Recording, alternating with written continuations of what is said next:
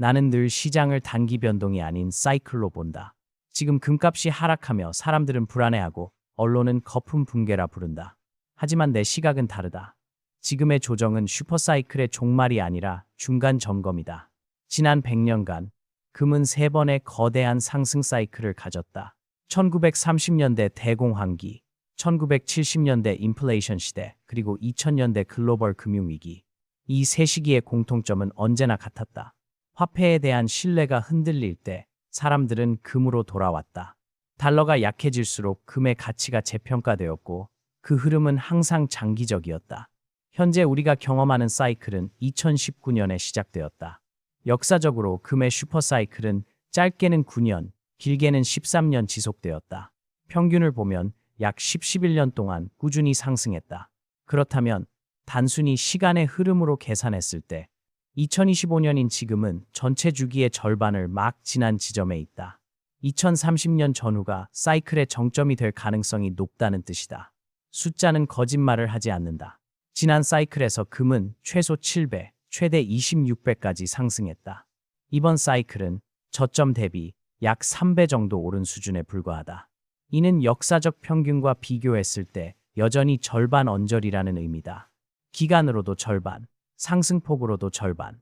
그렇기에 나는 지금의 하락을 끝이라 부르지 않는다. 중반의 진통이라 부른다. 시장은 언제나 감정으로 움직인다. 공포가 크면 매도세가 몰리고 탐욕이 커지면 가격은 과열된다. 하지만 가치 투자자는 그 반대편에 서야 한다. 공포가 클수록 합리적인 계산이 필요하다. 지금 금이 받는 조정은 오히려 앞으로 남은 상승 여력의 크기를 보여주는 증거다. 나는 자주 이렇게 말한다. 좋은 자산은 가격이 떨어질 때 사는 것이다. 진짜 기회는 두려움 속에서 조용히 자란다. 금의 흐름도 다르지 않다. 단기적인 조정은 장기 사이클의 일부이며 역사적 평균이 증명하듯 지금은 아직 절반 지점에 불과하다. 시장은 언제나 요란하지만 사이클은 조용히 이어진다. 투자자는 그 긴 호흡을 볼 줄 알아야 한다. 결국 중요한 것은 오늘의 가격이 아니라 2030년 우리가 서 있을 자리다. 그리고 나는 그때 지금의 이 조정을 또 한 번의 저가 매수 기회였다라고 회상하게 될 거라 믿는다. 나는 젊은 시절부터 한 가지 원칙을 믿어왔다. 인간의 탐욕은 시대를 바꿔도 변하지 않는다. 그 탐욕은 언제나 같은 결과를 낳는다. 화폐의 붕괴와 금의 재평가.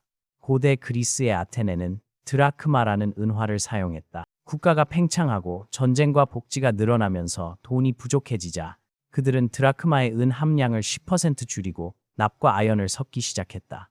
표면상으로는 여전히 같은 동전이었지만 실제 가치는 이미 달라졌다. 처음에는 사람들이 그 변화를 인식하지 못했다. 그러나 시간이 지나자 순도가 높은 진짜 은화는 사람들의 서랍 속으로 숨어들었고 불순한 은화만 시장에 남았다. 그때부터 물가는 오르기 시작했다. 은화 한 개로 살 수 있던 빵이 이제는 3개가 되어야 살 수 있었다. 결국 은의 가격이 폭등하며 드라크마 체제는 붕괴했다. 그리스의 신뢰가 무너진 것이다. 이후 2000년 동안 같은 일이 반복되었다. 로마의 데나리우스, 중국 원 송나라의 교초, 프랑스 혁명기의 아시냐, 스페인의 스페인 달러. 모두 국가가 부를 유지하기 위해 화폐의 질을 희석시키는 순간 붕괴를 맞았다. 그 과정에서 금과 은은 언제나 한 가지 역할을 했다. 신뢰의 마지막 보루로서 다시 평가받는 것이다. 나는 역사를 차트로 본다. 그 모든 시대의 공통점은 국가의 금 보유량과 발행된 화폐량이 1대1로 수렴할 때까지 금값이 오른다는 점이다. 이는 경제의 본질이 회복될 때까지, 즉 사람들의 신뢰가 다시 세워질 때까지 이어지는 자연스러운 조정 과정이다. 그렇다면 오늘의 세상은 어떤가? 미국의 부채는 37조 달러를 넘어섰고 그 이자만으로 매년 1조 달러 이상을 지출하고 있다. 국방비보다 더 많은 금액이 아무것도 생산하지 않는 이자로 빠져나간다. 이건 로마 제국이 쇠퇴하던 말기의 모습과 다르지 않다. 역사는 기술만 바뀌었을 뿐 인간의 본질은 변하지 않았다. 지금 달러는 여전히 세계의 기축통화로 군림하지만 그 기반이 된 신뢰의 구조는 이미 흔들리고 있다. 전 세계 중앙은행의 외환 보유고에서 달러 비중이 70%에서 50%대로 떨어진 이유가 바로 그것이다. 사람들은 이미 알고 있다. 이 시스템이 무한히 지속될 수 없다는 사실을. 나는 단기적인 뉴스보다 이런 구조적 징후를 본다. 신뢰가 흔들릴 때 금은 반드시 상승한다. 그건 투기적 움직임이 아니라 역사적 패턴이다. 이건 2000년 동안 단 한 번도 예외가 없었다. 오늘 우리가 보는 금의 가격 변동은 단순한 숫자의 변화가 아니다. 그건 신뢰의 재평가, 그리고 인간이 다시 무엇을 믿을 것인가를 선택하는 과정이다. 나는 이런 시점일수록 차분히 계산한다. 감정이 흔들릴수록 이성은 더 강해야 한다. 금은 단순한 금속이 아니다. 그건 인류가 반복된 위기 속에서도 붙잡아온 신뢰의 상징이다. 그 신뢰가 무너질 때마다 금은 폭등했고, 그 신뢰가 회복될 때마다 새로운 질서가 시작됐다. 나는 오늘의 하락을 보며 이렇게 생각한다. 역사는 변하지 않는다. 다만 사람들이 잊을 뿐이다. 나는 언제나 숫자를 믿는다. 감정은 흔들리지만 숫자는 거짓말을 하지 않는다. 지금 미국의 부채는 약 37조 달러다. 이자만으로 매년 1조 달러, 우리 돈으로 1,400조 원 가까이를 쓴다. 아이러니하게도 이자 지출이 국방비보다 많다. 무엇을 생산하지도 않으면서 숨만 쉬어도 부채가 불어난다. 이건 단순한 재정적 부담이 아니라 시스템의 한계를 의미한다. 나는 이런 상황을 과거 로마 제국과 자주 비교한다. 로마가 무너진 건 전쟁 때문이 아니었다. 화폐의 신뢰를 잃은 순간 제국의 통치력은 스스로 붕괴했다. 오늘의 달러 체제도 다르지 않다. 지금은 눈에 보이지 않지만 신뢰의 균열이 서서히 퍼지고 있다. 전 세계 중앙은행의 외환 보유고에서 달러의 비중은 2000년 70%에서 현재 50%대로 떨어졌다. 이는 단순한 비율의 변화가 아니라 미국이 더 이상 절대적이지 않다는 조용한 신호다. 각국은 달러를 줄이고 금 보유를 늘리고 있다. 이건 역사 속 모든 화폐 체제가 무너질 때 보였던 전형적인 전조다. 그렇다면 금은 어디까지 갈 수 있을까? 나는 통계를 기반으로 계산해 본다. 미국의 본원 통화는 약 5.2조 달러, 금 보유량은 133톤이다. 이 둘을 나누면 이론적으로 금 1온스당 약 21, 744달러라는 값이 나온다. 즉, 화폐가 지금까지 풀린 양을 반영해 신뢰를 다시 회복할 수 있는 수준으로 재평가될 때의 가격이다. 이 수치는 단순한 상상이나 음모론이 아니다. 1930년대, 1970년대에도 똑같은 패턴이 있었다. 화폐가 붕괴되고 그 뒤에는 금이 1대1 가치로 보상되는 시점이 온다. 그때마다 사람들은 이번엔 다르다고 말했다. 그러나 역사는 단 한 번도 예외를 만들지 않았다. 지금의 사형 달러 금값은 그 과정의 초입일 뿐이다. 우리는 단지 금의 적정 가치로 향하는 길 위에 있다. 나는 이 구간을 투기가 아니라 정상화라고 부른다. 인플레이션이 진짜로 해결되지 않은 한, 화폐의 신뢰가 완전히 복구되지 않은 한, 금은 여전히 오를 이유가 충분하다. 물론 어느 시점엔 과열과 투기가 붙는다. 역사적으로도 슈퍼사이클 후반부에는 언제나 광기가 있었다. 1930년대엔 7배, 1970년대엔 26배의 상승이 있었다. 그러나 그 끝은 거품이 아니라 신뢰 회복의 종착점이었다. 나는 이런 시장에서 항상 같은 질문을 던진다. 이 자산의 본질적 가치는 어디에 있는가? 지금 금의 가치는 단순한 금속이 아니다. 그건 달러 시스템 전체가 가진 신뢰의 그림자다. 그리고 그 신뢰가 흔들릴수록 금은 빛난다. 나는 이 시대의 투자자들이 숫자를 다시 바라보길 바란다. 감정은 시장을 요동치게 하지만 수학은 진실을 드러낸다. 2만 달러의 금, 그건 허황된 예측이 아니라 역사와 통계가 만들어낸 하나의 필연이다. 최근 몇 년간 사람들은 모든 것이 오른다고 말한다. 주식도 오르고, 부동산도 오르고, 금도 오르고, 심지어 비트코인까지 올랐다. 언론은 이 현상을 에브리싱 랠리라 부른다. 하지만 나는 이 표현이 틀렸다고 생각한다. 모든 것이 오른 것이 아니라 화폐의 가치가 떨어진 것이다. 베네수엘라의 사례를 보자. 그 나라의 주식 지수는 몇 년 만에 1000% 이상 올랐다. 그럼 부자가 되었을까? 아니다. 그저 화폐가 급속히 무너졌기 때문이다. 달러로 환산하면 자산의 실질 가치는 오히려 떨어졌다. 가격이 오른 게 아니라 돈이 약해진 것이다. 지금 세계가 겪고 있는 현상도 본질적으로 같다. 달러의 명목 가치는 여전히 강해 보이지만 실질 가치는 서서히 녹아내리고 있다.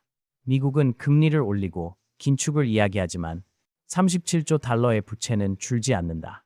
오히려 이자 지출이 불어나며 새로운 돈이 다시 시장으로 흘러들고 있다. 이는 일시적인 강달러 현상 속에서도 내면의 약화가 진행되고 있다는 신호다. 그 결과 자산 가격이 다 같이 오르는 착시가 나타난다. 사람들은 주식이 오르면 경제가 좋아졌다고 믿는다. 하지만 본질은 다르다. 화폐의 신뢰가 흔들리면 모든 실물 자산이 상대적으로 가치가 올라가는 것처럼 보인다. 그건 상승이 아니라 평가 기준의 붕괴다.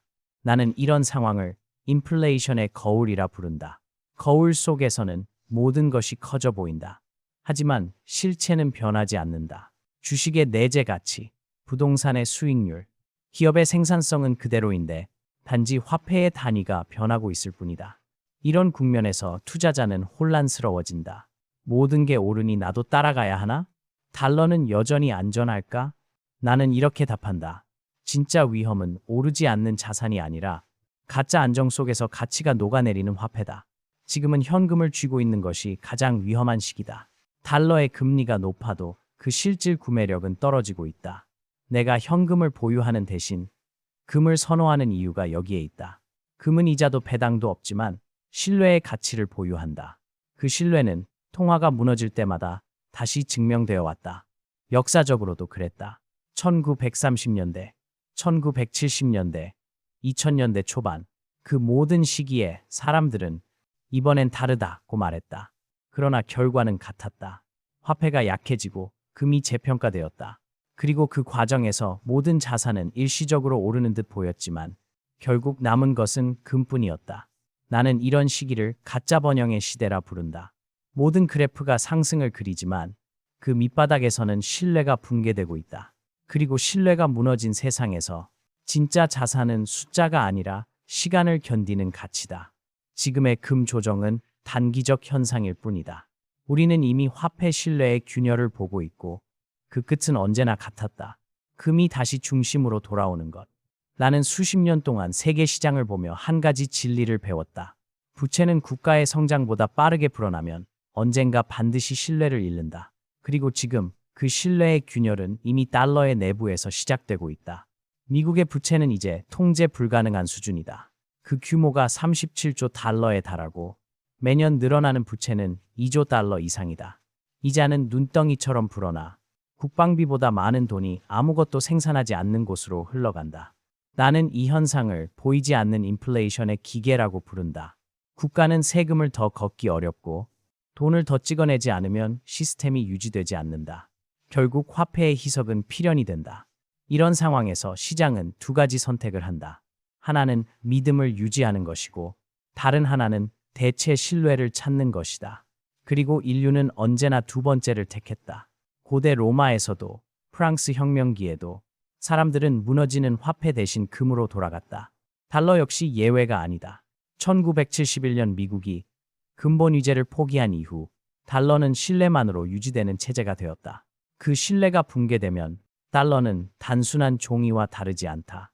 나는 이 점에서 금이 다시 평가받는 것은 역사적 순환의 일부라고 본다. 지금의 금 가격은 약 0달러 선이다.